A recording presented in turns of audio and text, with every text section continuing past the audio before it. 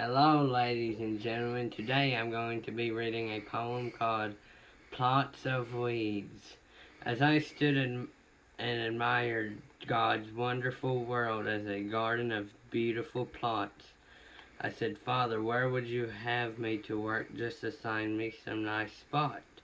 Then he turned my attention to a corner of weeds and he said, You can tend that for me. And I said, Oh no, Lord, not that. Overgrown acre, that's nothing but briars and weeds. In a rose garden, maybe, or a lilac lagoon, I will labor till life's race is run. But don't put me out in some lowly ravine where nobody can see what I've done. Why, people would laugh, Lord. They'll call me a fool. They'll say this work can't be of you. I'd much rather work in a vineyard with folks who all appreciate all that I do. Lord, I'd work and I'd toil if I had fertile soil. I would plow, I would plant, and I'd seed, for I do want to serve in the garden of life, but Lord, not in a old plot of weeds. Then I lifted my eyes to the eyes of my Lord, and the love and compassion was plain with infinite tenderness. He took me aside and gently to me he explained, Child, not all of my garden is level and smooth. Many pieces are rugged and rough, and some must be willing to work without praise and to serve where the going is tough. And I have chosen you for this one special task.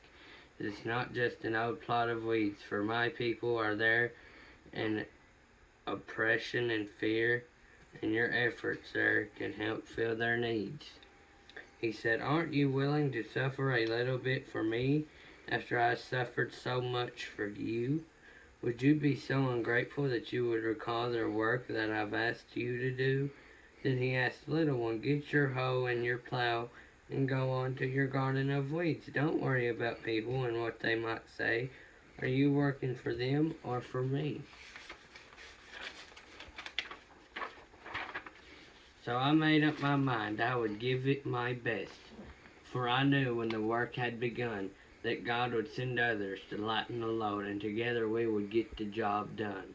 And when the last harvest is finally in, if we've worked in the sunshine and rain together, we'll stand at the end of the way and we'll see what our labor gained. No, a garden of weeds full of thistles and thorns would hardly be anyone's choice.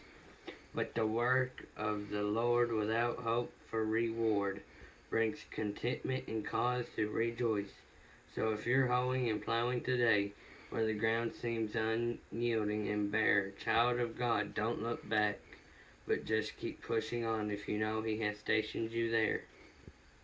And here is the way you can know day by day that you're in the right place when you spot it. You may grow quite weary and tired of God's way, but you never will grow tired of it.